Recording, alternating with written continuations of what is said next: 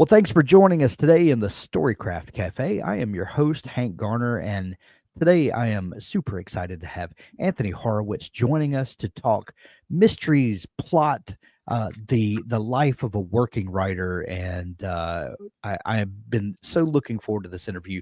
Anthony Horowitz is one of the UK's most prolific and successful writers, unique in being active in both adult and YA fiction, TV, theater, and journalism. Several of his previous novels were instant New York Times bestsellers. His best selling Alex Rider series for young adults has sold more than 19 million copies worldwide and has become a hugely successful show on Amazon Prime TV. His breakthrough murder mysteries, Magpie Murders and Moonflower Murders, were adapted into a miniseries for PBS. He lives in London and was recently awarded the CBE for services to literature. And he has a brand new book that releases here in the States tomorrow, I believe it is. And it's called Marble Hall Murders. Such a fantastic book. I can't wait for everyone to grab their copy of it when it releases here tomorrow. Anthony, welcome to the show. Thank you, Hank, and thank you for that very kind and generous introduction. You are more than welcome. Like I said, I've been super excited to have this conversation with you, and I've had a copy of this book for several months now, and that your publicist so generously sent to us, and I've read the two previous in the series, and just couldn't wait to see what you did next, and it did not disappoint. Anthony, I love to start the show with a couple of fun questions. So if you'll indulge me for just a moment, I'd like to see what your answer is to these. Please go ahead. The first one is, what's the first story that you wrote that made you feel like a writer? I can answer that very easily because I can remember it as if it was yesterday. I was Okay. 10 years old, and I wrote not a novel, but a play. And it was called The Thing That Never Happened. And it was about Guy Fawkes, who tried to blow up the Houses of Parliament in London and failed. Sure. And I don't know why this tweaked my imagination, but I remember writing, a fairly lengthy play with all the conspirators and the guards and the soldiers and the politicians and all the rest of it. And writing that gave me such enormous pleasure. And I have to tell you, Hank, that when I talk to you now, I can actually see the ledger. I stole a ledger from my dad so that I had paper to write in. I can still see my handwriting. I can still see that ledger, and I can still feel the excitement I had realizing that I'd found myself, and this is what I was going to do all my life. Oh, that is such an amazing feeling. And from that moment forward, was there ever any doubt of what would come? I don't think a writer can have doubt, and I Sure. certainly didn't. I think that self-confidence is our sort of first and our most important weapon, or defense mechanism, if you like. And no, I mean, I wasn't an immediate success. I mean, it took me a very, very long time to become Sure. established as a writer. Well, actually, some would say not. I was published for the first time when I was 22, I think, and Alex Rider took off in the year 2000.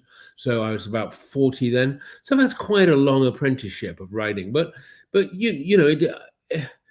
I found my audience in the end, and that's all that mattered. And I never doubted when I was on the way. Right. And I want to get back to that Okay. desert period between 22 and 40 in a minute, because I'm fascinated by that. But one more question for you: what is your ideal writing day like? And are you to kind of tack onto that? Are you the kind of writer that needs a sacred writing space, either a space or a time, or can you just grab a laptop and go write anywhere? Well, I'm sitting in my sacred space as I talk Okay. to you. You can see some of the things that surround me, which are copies Sure. of my books. There's Tintin memorabilia. What's that? There's a human skull just behind me over there.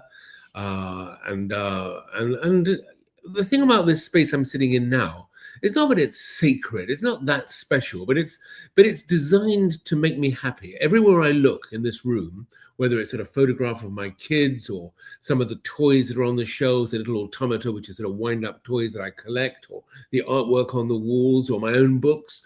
Everything is a sort of a reminder of my work and of my life and of my family and the best things in all of those things, in all three of those. And That said, I can work pretty much anywhere. I can write on Yeah. tubes, on trains, on planes, on boats. I can write in my. I have a little tiny cottage up in Suffolk where I've written 4 or 5 novels, even though the place only has one bedroom and a small office, and that's it pretty much. Kitchen downstairs. Uh, Writing has always been my life, and I don't need to have anything to do it beyond obviously a piece of paper and a pen. Sure. But you said something that um that resonates with me, and I think it does with a lot of people, that you can do the work wherever, but being surrounded by things that inspire you, that feed your soul, so to speak. Do you feel like that makes you a better writer? Like, sure, you can do the work, but writing is one of those things where inspiration kind of matters. Well, what makes anybody a better writer is practice and age and repetition and exploration and finding new arenas in which to test yourself and and and just experience, I guess, in the long run. I wouldn't have said that this office makes me a better writer. What it does is it makes me a happier writer. It makes me Mm, more comfortable. I spend an awful lot of time on my own in this room, and I like to have things around me that remind me that I have a life and a world outside this room. So this space where I'm in now, as I speak to you, I've just touched my desk, which is in front of me, and I remember that my wife bought me this desk when I was 30 years old. That's a very, very long time ago. The desk went away. One of my sons had it in his house for 15 years, and he didn't want it anymore, so I took it back again. And I thought, I wrote the first Alex Rider novel sitting at this desk. mm, And to me, that sort of is, it may sound to you a little bit sort of silly in a way. I mean, it's a piece of furniture, it's not nothing. at But all. nonetheless, there was a sort of energy in this room and in this desk and in everything around me that sort of feeds me and keeps me sort of calm and content. I love that. I love that. That's exactly the kind of answer I was hoping for But from you. Um, this sort of desert period, being published at 22, which is a huge accomplishment, because uh, most folks dream of being a writer. And one thing that I've learned from talking to writers of the last decade and a half or so is that most people have a sort of a circuitous route. That they go and collect some life experience over here, and maybe work a job over here, and have relationships and all that. And all of that kind of feeds the writer in some way. And then you kind of approach this age where you can take all of the things that you have absorbed and processed, and they come out. But 22 is a pretty amazing age to have a story that resonates and then finds publication and all of that. But then you say that 40 was when Alex Rider came out. So what was happening in that 18 subsequent years, and was there ever any discouragement? What keeps you motivated during that time? wow, there's a lot to unpick in all of that. I mean, first of all, it was amazing when my first book, which was a children's book, curiously, was published. I was 22 years old, and it was called Enter Frederick K. Boa. And even more amazing, I remember that Disney took an option on it, and it was going to be a Wow. Hollywood movie. And I was actually in Hollywood at 23, 24. And it slightly makes me sad that, unlike Steven Spielberg, for example, who got into Hollywood very, very young and used the opportunity to launch himself and become the greatest director of my lifetime, I was too inexperienced, too green, too scared really to grasp the opportunity that had been given to me. I didn't really take it. I wrote a screenplay, but the screenplay wasn't as good as it might have been, and that opportunity fell out of my hands. And to this day, I'm sort of a little regretful of it, and it just reminds me how sort of ill prepared I was for life at that age, Mm. and how long it took me really to reach a point where I felt sort of but I had fulfilled what I was able to do, but that I was actually succeeding on my own terms. When I talk about a sort of a period, a desert, a period after that, I mean, I'm not talking about a period or a time of unhappiness. I have Right. been more or less happy throughout my life. I've had issues and problems like everybody else on this planet, but nonetheless, you know, my 20s were a very fun time. I met my wife at the end of them and into my 30s and getting married, having children and all that. And I was being published all the time. I published 10 books in that time, always for children. And many of them still in print to this day, which is, and that's quite something I'm proud of. When I say that I wasn't, that it was a desert, these books were not selling in very great quantities. I was selling maybe 2,000-3,000 copies a year of these books. Okay. And that may sound a lot to some of your listeners. I don't know, but I can assure you that these days, a writer who was producing that many sales in a year would be dropped by their publishers pretty fast. Sure. And in that instance, it's something that bothers me and worries me, which is that I was given wonderful opportunities. My publishers stood by me and always believed there was going to be a book that would hit, and become a big bestseller sometime. So they never dropped me. I worry that young writers today don't get that opportunity, don't get that chance. I think that's sort of scary because, if my publishers hadn't stuck with me, Alex Rider, as you mentioned, 19 million copies sold, would never have existed. At the same time, though, I had a career in advertising. I was a copywriter. That's where I met my wife, McCann Erickson. And I was being published. My books were being published. Plus, towards the middle of my 30s, I got into TV. So I had a secondary career that was actually quite successful because I was a junior writer on an enormously successful and popular show called Robin of Sherwood, Robin Hood by another name. And it was a fantastic and wonderful experience, and that led to more TV, and I've been writing TV ever since. So, my TV career had taken off, my book career, and in some way the book career mattered more to me, had not. How do you compare writing for television versus novel writing? I'm assuming that writing for television involves more people, more creative input from different sources, whereas the novel writing is, you and your desk. Are there other similarities where one might feed the other, or doing one makes you long for the other, or gives you skills for the other, maybe? It's an interesting question, Hank, and I love all my writing equally, but you sum up very correctly and clearly the nature of television writing, which is you are effectively writing a blueprint that 60 or 70 people were shooting at the moment with a crew of, I think, 85. Wow. 85 men and women who are creating the show of Marble Hall Murders, my latest book, for television. And therefore, the big difference between a book and a TV script is the amount of white space. The TV script is really just a dialogue with very small descriptions of what the scene is, what it looks like, because obviously, somebody will choose the house where it's set, somebody will dress the characters, somebody will put their makeup on the characters, actors will speak the lines for me. There are all these people doing things that I don't need to.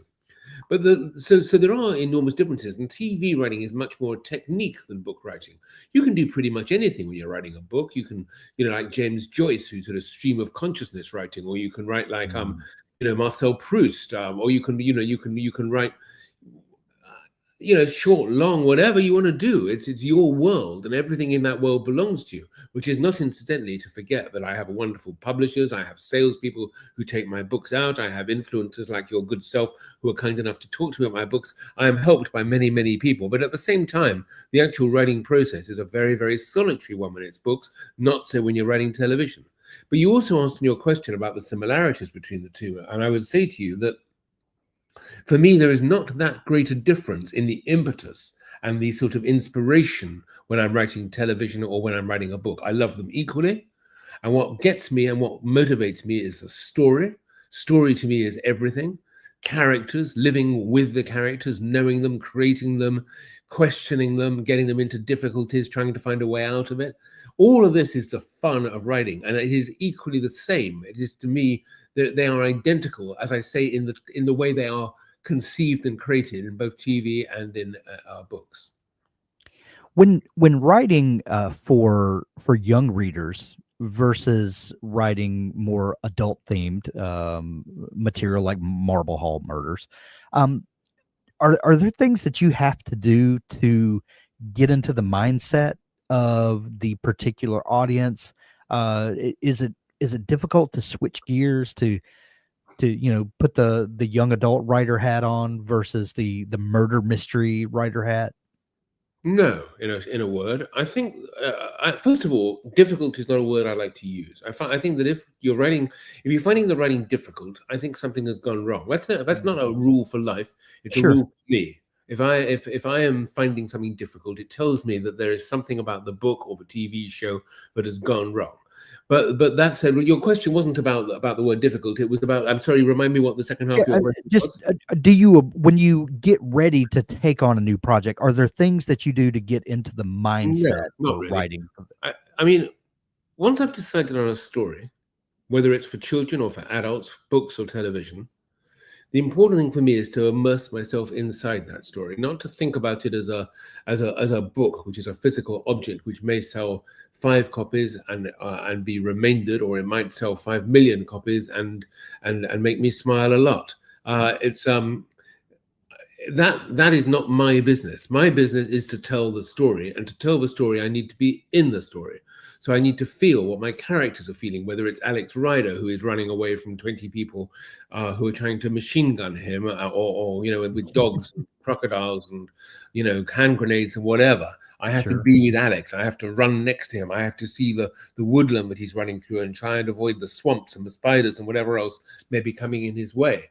And as for the idea that this is actually just a book which I will sell, that is not in my head, nor at that time am I necessarily thinking, well, this is for children, this is for young adults, and therefore I've got to mind my language. I should be careful not to use too many words that have 5 syllables, because young people may find that complicated, and I don't want to hold up the storytelling.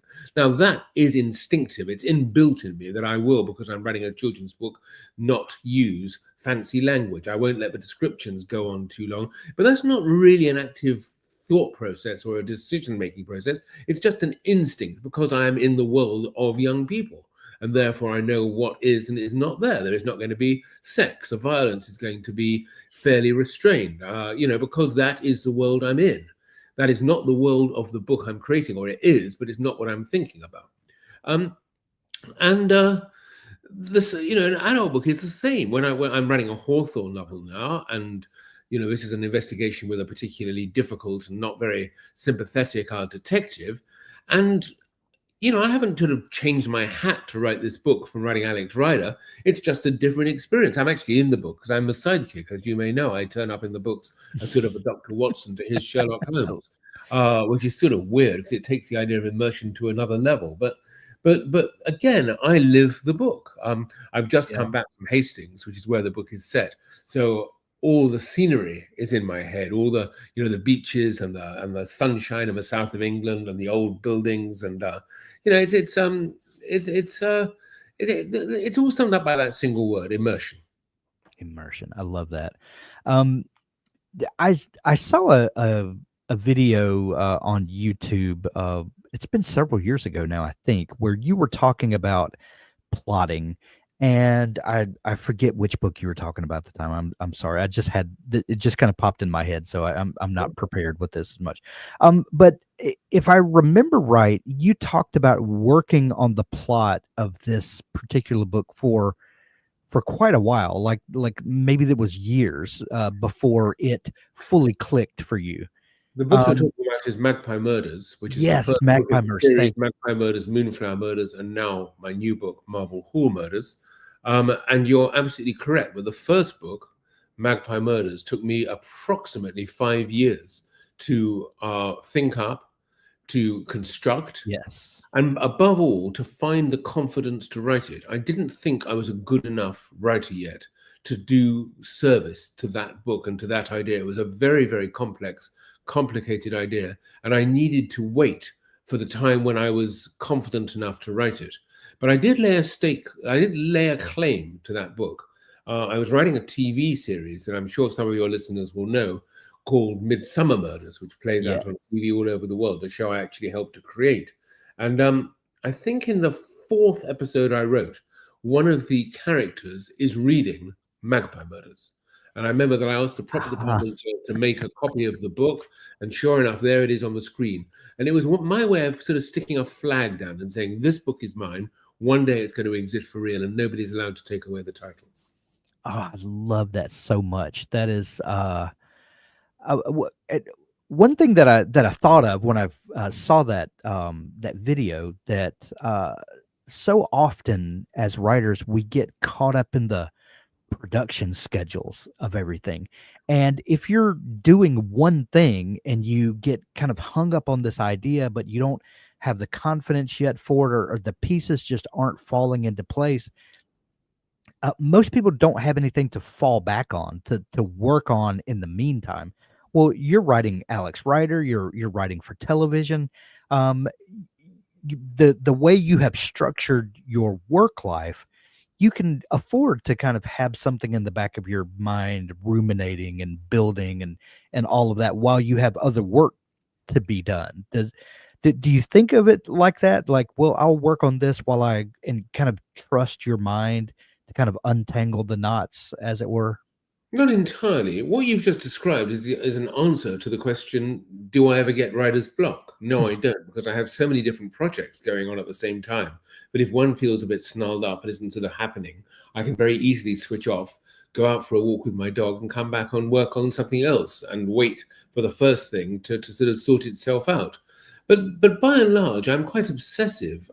I've spoken already about this idea of immersion, that when I am Yeah, involved in one book, all my energies and all my mental focus is on that book, not on, hey, I'm going to write a chapter of Hawthorne this afternoon, and while I'm doing it, I'm going to start thinking about, another Magpie Murders. That's not how it works at all. It's got to be, it's got to. I think you've got to be absolutely laser-like in sort of your.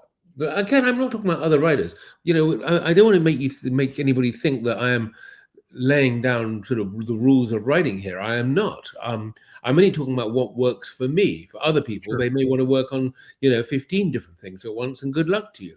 But for me, I really do need that. I mean, practicalities come in. Like, for example, at the moment, I am writing Hawthorne number 6, but we are also shooting Marble Hall Murders, which will be on PBS next year, Masterpiece. But the set occasionally call me and they will interrupt my work on Hawthorne because there's a problem with a line. The actor doesn't like a line and they want me to rewrite it. And that does mean closing Hawthorne down and then moving across to whatever the problem is. But, at the same time, don't get the idea that I sit at this desk glued to it for sort of 10 hours a day. I get up, I have coffee, I go out with the dog, I answer the doorbell, I take phone calls, there are interruptions. That's life. Sure. And I'm not a monk, and I go with the flow. Yeah. When did you know that you were ready to write Magpie Murders? Like, I'd written 2 or 3 very successful adult books. okay. In particular, The House of Silk, which was a real turning point for me. It was my first Sherlock Holmes novel. Yeah. And one of my favorite Fantastic novels to novel. this day. I still really like it. And that was followed by Moriarty, which was a complicated novel and required all sorts of sort of legerdemain, sort of sleight of hand. And after those 2 books were under my belt, and I thought, successfully realized Sherlock Holmes, I suddenly realized that I had also found the ability to write decently for adults. And so I returned to Magpie Murders. I got a bit confused there because I was trying to remember the chronology. This is a while ago, and there have been so many books. But it was Sherlock Holmes that gave me the confidence to go back to Magpie Murders. Even then, instead, I had to do about 15 months' work structuring it. It took me a very, very long time to get the structure right. So how do you when you're dealing with a book with a complicated plot and lots of twists and turns, how do you begin to map out do you have a system that you've developed of plotting out a book before you start writing, or do you start writing the novel before you have all of the plot twist worked out? No, I don't do that. Well, actually, hold on a minute. Let me row back on that a moment. I take a lot of time writing the structure because the structure is what makes the book work for me. It makes it possible to write the book. It's like it's the scaffolding in a new house or something like that. Or maybe the foundations of a new house. I don't know, but it's the map when you're visiting a foreign city. If I go to, shall we say, Paris, and I want to plan a day, and I've never been to Paris before, how can I possibly do it without a map? I can see the Eiffel Tower, it's over there, but can I visit the Louvre in the morning and then go to the Eiffel Tower in the afternoon? Are they near enough? Is that going to work for me in terms of a sensible itinerary? And how do I get from one to the other? Which roads do I take, or do I go on the metro? So to me, the structure does exactly the same thing, but at the same time, it doesn't tie me down, because in fact, it does the exact opposite. Because if you have a map of a city and you know exactly where everything is, you can decide to take a right turn instead of a left turn and still get to the same place. And that's the joy of writing. It's to be free, not to be tied down. So how do I do it? I start with a notebook. I start asking myself questions. I start thinking of what the plot is, which is often who murdered somebody else and why. Quite a simple sort of question to ask. But the answer has to be something really interesting and original and worth reading about. And then I have to ask, who were these characters? Who were their friends? Who were their families?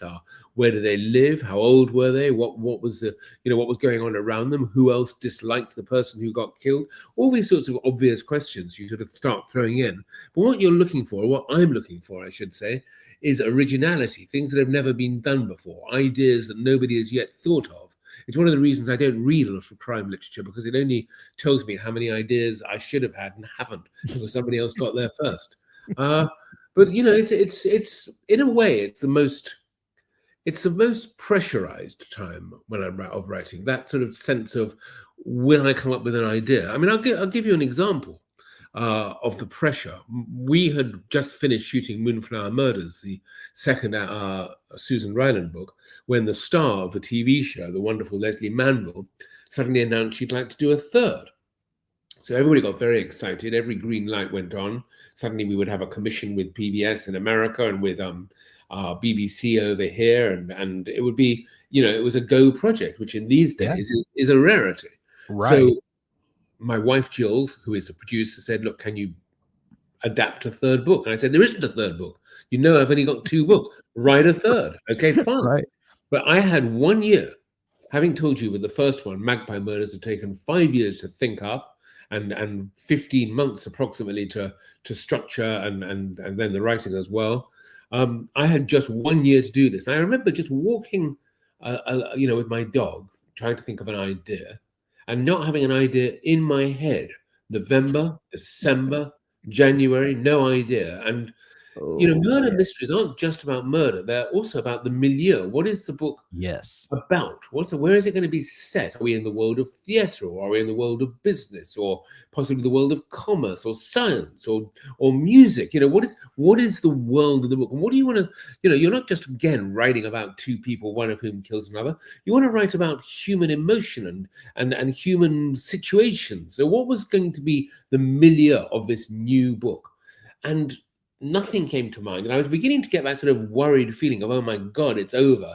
That's my career down the tube. We're going to lose this project. And, I don't have an idea. And then, just out of nowhere, a single word popped into my head as if sent by some kind of radio transmitter from somewhere. And that idea, for those of you who have not yet had a chance to read Marble Hall Murders, was estates, literary estates. I thought to myself, this is an interesting arena. I have worked with 5 literary estates in my lifetime. There's been, obviously, I've mentioned the Sherlock Holmes estate already, but I'd worked with the Christie estate when I was doing Hercule Poirot on television. By coincidence, I had become friends with the Dahl estate, Roald Dahl. I was also friends with the Hergé estate. Hergé is the man who invented Tintin. And the Ian Fleming estate, of course, having written 3 Ian Fleming novels.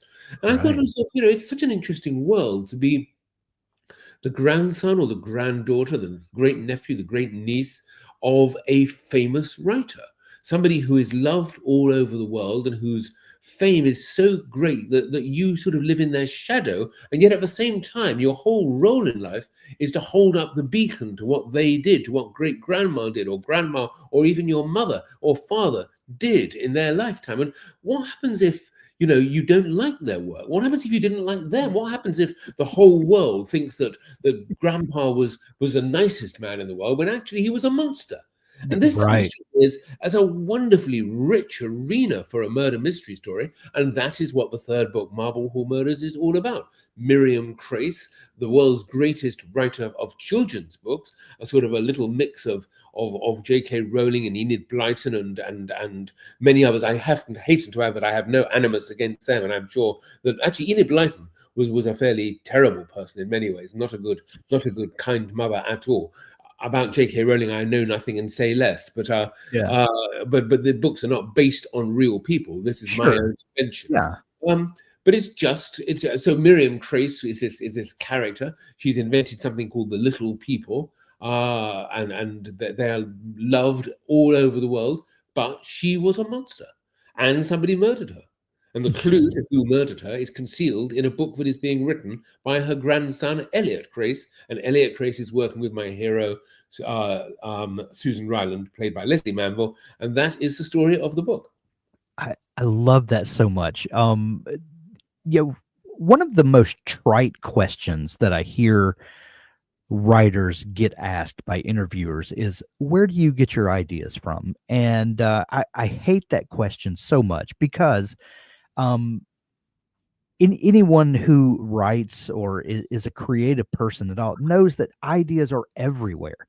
They're literally plot ideas all around you. Now, what does kind of fascinate me is, for some reason, some ideas float a little higher than others, or like you said, this idea pops in like a radio transmission from somewhere else, other than a dramatic moment like that where you have this idea that pops in. What are like, how do you know that an idea that you run into is worth pursuing? If we're surrounded by story ideas, how do you know the ones that are worth your time? Well, I have about 10 ideas a day, or Yeah. maybe 20 or 30 a week. I don't know, but I have a lot of Right. ideas. I have ideas all the time. Everything I see, everybody I meet, things that I read, conversations I overhear, dreams I have, just things that just sort of come to my attention. They're all ideas, and I've often said this, that every single object that you see around you, going back to your first question about sort of sacred spaces, every single item that you see in the picture now, because we're talking over the internet Yeah. on StreamYard, has an idea, has a story attached to it. I mean, and that is my life, my existence. How do you tell a good idea from a bad idea? Well, first of all, I don't think there are bad ideas. Bad ideas, there are ideas that you don't want to write, or ideas that don't go very far. I sometimes say that ideas are a little bit like dominoes. You know, those games, that little black figurines you stand up, little rectangles, and that an idea can have one domino but knocks over another. You know, that game where you knock dominoes over. Have you ever seen Yeah. that? Where you knock one domino over, Sure. knock over another, which knocks over another, and then the camera goes up and then you see a picture forming. Well, Mhm. I think that's what ideas are like. That some ideas are only 5 or 10 dominoes and don't take you very far, but other ideas are 100 or 200 dominoes, and that's enough to create a picture, and that's going to be the novel or the film or the play or whatever it is you write. Or if it's only 50 or 100 dominoes, then maybe it's a short story, not a novel, whatever it is. So you just feel the resonance of the idea. The sort of, does it make you smile? Does it take you to places you want to go? Do you want to live with this idea for the next 2 years of your life? And if the answer to those questions is yes, then there's no need to write it down. For me, I know that the idea won't go away. There's an idea in my head right now Mhm. that for a TV series, or possibly for a series of books, and it's called The Enemy. I'm going to tell you nothing more about it, except that I had this idea literally 30 years ago. It will not leave me alone. That idea is sitting in my head, and before I am finished, I will write it. It may not have that title, and it may be very different from the idea that I originally conceived, but that idea just won't leave me alone. And the only way to get rid of it is to write it. I love that metaphor that you gave a minute ago of the dominoes and the kind of domino sculpture, if you will, that you can zoom in and you see the individual dominoes toppling the next. But then when you zoom out, it it can be this huge, picture, this Flower. It can be a flower. It can be Big Ben. yeah, It can be Mount Rushmore. But the point right. is that you've got a picture, and that's the same with a novel. You see, that's how a novel is formed.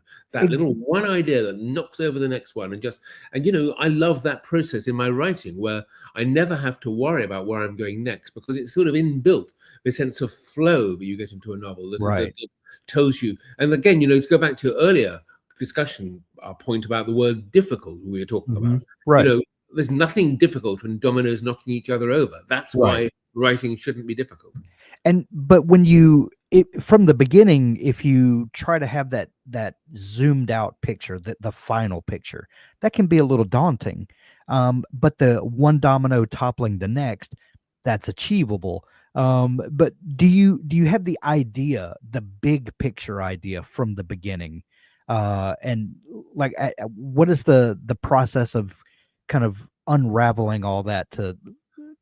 I've talked with some people who I, I don't know how this works, but I've talked to a couple of writers who write murder mysteries, and they're like, I don't know who did it up until the very end. And I'm completely opposite of that. I usually know the opening and I know the ending, and sometimes it's a little fluid in the middle, but I know where I'm starting, I know where I'm going.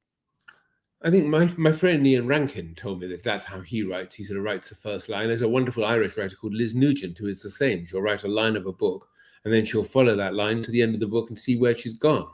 And I admire both of them. I like them both as people. They're friends, and I admire very much their writing. But That that's not seems like how so I do it. much stress to I me, can't though. do it that way. Yeah. And Yeah. my books are really very complex. I mean, I'm not saying they're Yeah. very sophisticated or clever or high literature, but what they are is they are very, very intricately constructed.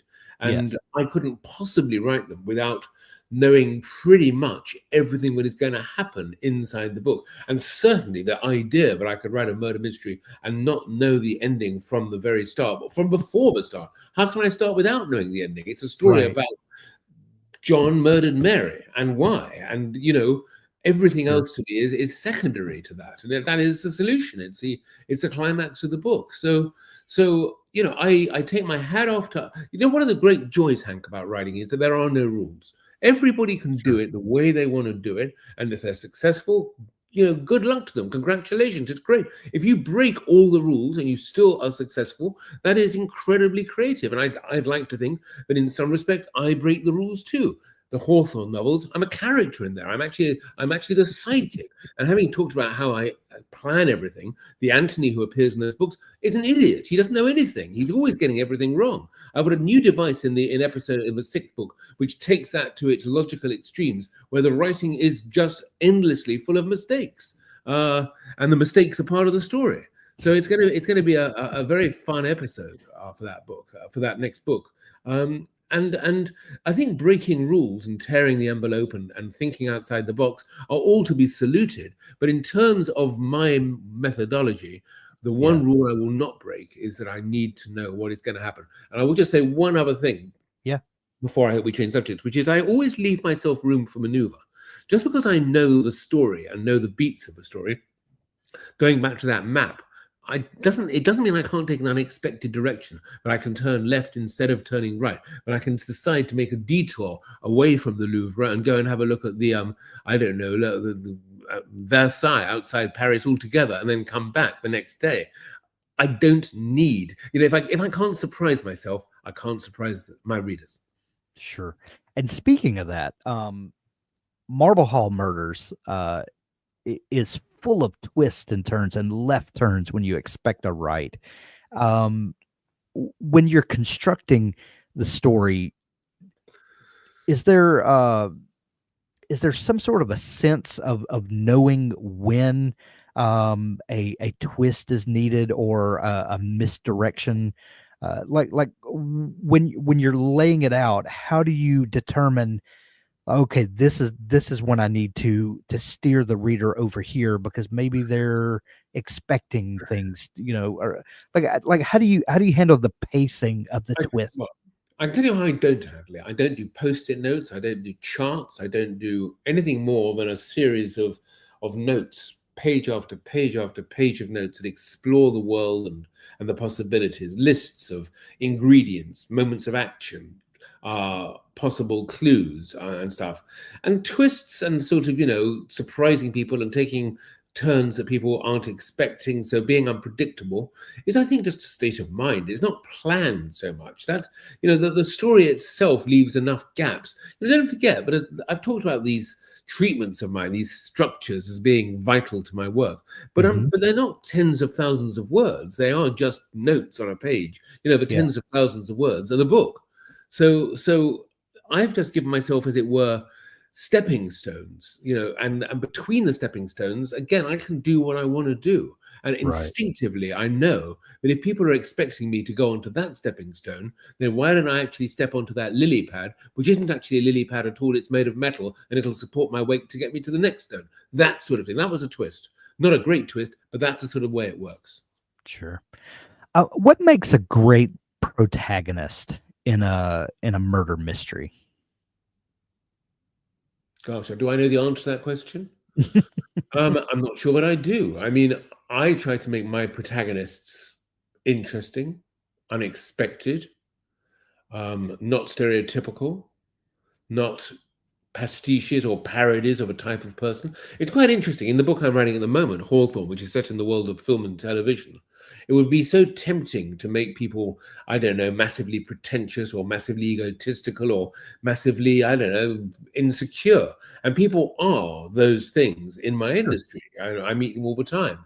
And there are characters in the book who are those things. But at the same time, there are those things in an unexpected and in a human way. I think at the end of the day, I am trying to, although my books are fictional and are sort of not exactly hyper realistic, nonetheless, I think that the characters within them have to be, the protagonists have to be recognizable. You have to understand that there are people like that alive. You probably might even know people like that. I'd like to think that if you read one of my books, there will be a chance that you'll be able to say, oh gosh, this character, the killer, he's just like that person I live next door to, or I go to work with, or whatever.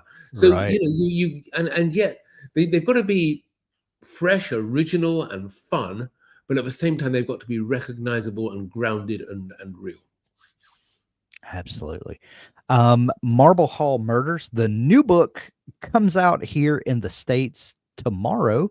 I believe, is it already out in the UK, Anthony? Well, it's been out for 6 weeks. It's been in the bestseller list, I'm happy to say, for all of those 6 weeks. And it seems to have gone down very, very well. I mean, I said to you, I don't think about sales and all that sort of stuff while I'm writing. But once the book is finished and out there and it has its life of its own, of course, I sort of worry about, is it going to do well? Are people going to enjoy it? Is it, have I made the worst mistake of my life, or is it actually going to be okay? But I'm happy to say that Marble Hall has done very well. The TV show, I'm watching the dailies every single day they get sent to me, is going to be fabulous. I'm so excited about it, and everyone is having a great time making it. So the experience of Marble Hall Murders in the UK has been a really positive one, and all I can say is all my fingers are crossed that it will do the same over the Atlantic in the US. I believe it will, and we'll put a link to it in the show notes. If you've got a great local bookstore, please go visit it, pick up a copy of Marble Hall Murders. If you don't have a great local bookstore, we'll put links in it where you can grab it from Amazon. Anthony, if people are wanting to dig into more of the work that you're doing, where is a great central place to find you online and to dig into everything? AnthonyHorowitz.com will find me, and that has most of my news. It has all my books there. I think it has some reviews. It has sort of, just a general picture of my life. I'm afraid I withdrew from Twitter, or X as it now is, some years ago, a couple of years ago, largely because my wife was worried how much damage it was doing to me. I mean, it had become, I think, quite a dark place, and I was sort of I was both addicted to it and sort of appalled by it at the same time. So I withdrew from that, which I miss. What I do miss in that, instead, was I used to chat often with a lot of readers, and it was a lovely forum for that, but I was just being bombarded with stuff I didn't want to see, so I decided the only way was to pull the plug on it. I don't do TikTok, I don't do FaceTime. I generally avoid social media. I think it's, if I have got one piece of advice for writers, is think of life without social media. It's not at all bad. Wise advice. Marble Hall Murders available everywhere tomorrow. Uh, go out and grab your copy. You will not be disappointed, I promise. Anthony, this has been such a pleasure to get to pick your brain for a little bit, and we hope that Marble Hall Murders is a huge success here in the States as it has been there in the UK. Thank you so much for taking Thank time you, to come Hank. on the It's been show. an absolute pleasure talking to you.